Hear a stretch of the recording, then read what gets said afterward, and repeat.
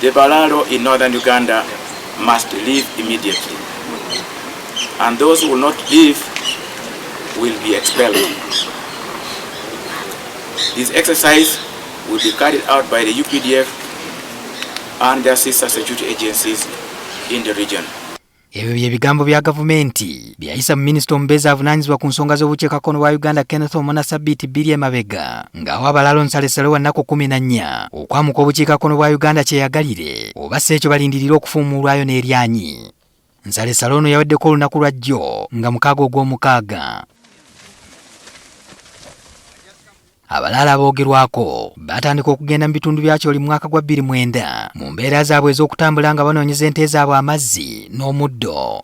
Ekiseera kyatuuka gye baasengukira kumpi ne bafuulayo waabwe ne batandika n'okwonoonagana n'abaayo olw'okwesenza ku ttaka lyabwe. Omukulembeze w'eggwanga mu Gwokuna 2023 yayingira mu kunenengana Abalaalo kwe baaleetayo n'alagira baamuke ebitundu bya Acholi. Enteekateeka eno yali etambula bukwakku okutuusa mu Desemba wa 2024 ekirwadde ky'akalusu ekyakaka gavumenti okusooka okugiyimirizaamu. Oluvannyuma lw'ekirwadde kino okufuuka olufumo, gavumenti yalaba ng'ennaku 14 zimala bulungi Abalaalo abaasigalayo okwamuka ekitundu.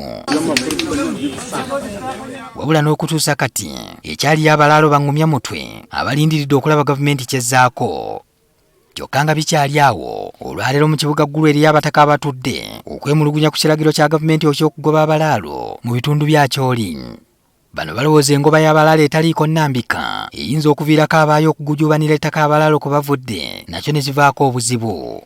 This eviction is going to increase a lot of land dispute in Acholi because we know our people here. People are very greedy for land.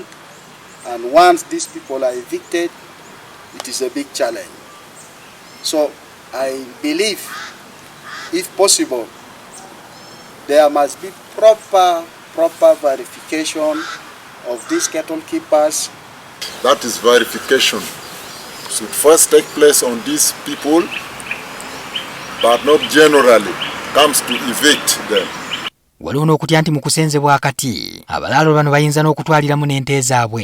In the process of eviction, these cattle keepers will again move their cattle among our cattle here, and then they will go with all our cattle away, leaving our community to cry and regret the eviction. N'ekirala nti si buli mulaalo aliyo nti mubi era asaana okugobwayo. Those who are misbehaving and they are not following our rules, they should be evicted. But those who are coexisting and living peacefully within our community, they should continue staying. Because some have already bought land, some are on rental which they have already fenced. If they are taken off, shall they not really claim their money? And who is going to pay for that money? Because somebody who has already bought land immediately is to leave. We will not feel happy. Bakukkuluma nti n'ebyenfuna mu kitundu kyabwe bigenda kukosebwa. How can government destroy a livestock economy of almost 600 billions? If I am to say we have over 200,000 to 300,000 cattle across Acholi sub-region, are we going to destroy that economy within 1 week?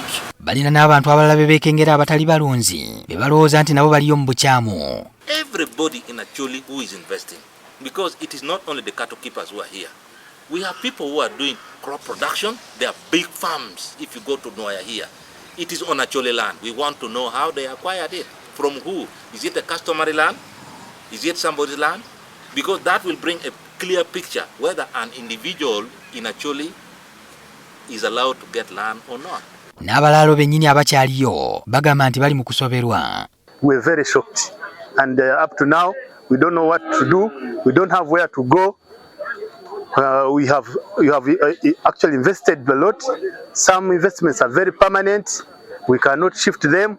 We have bought, we have titles. Kaakano Abataka baagala ebbanga lya Nsalessale lyongezebweyo okusobola okwetegereza ensonga zaabwe. Be 1 year, 8 months, because we are not only going to do it in these areas where the MCKs are occupying now. We want in the entire Acholi. Kalusi yagenda okuyimirizisa enteekateeka z'okusengula abalaalo mu 2024 ng'ente ezikunukkiriza mu 73 ze zaali zaakasengulwayo.